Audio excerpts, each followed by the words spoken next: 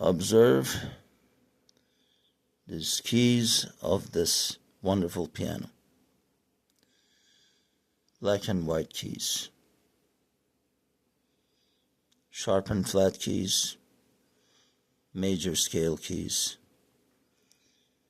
Set next to each other to work together to produce beautiful, beautiful sounds of harmony.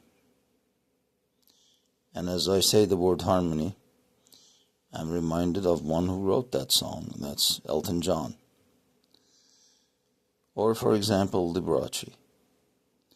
Or, for example, Rick Wakeman, formerly of the group Yes. Billy Joel, yet another one. Michael McDonald, yet another one. Wonderful piano players of our musical history, who without this cooperation of the keys couldn't produce those wonderful songs. Maybe, just maybe, this is nature's way of telling us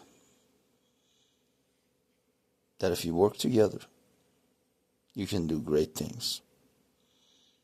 You can produce great sounds. Great sounds. It doesn't matter what the difference may be, as you see with these keys. What matters is that you work together with hopefully a common goal. Maybe it's just a reminder to us. Maybe it's just symbolism. But it's worth considering. Thank you.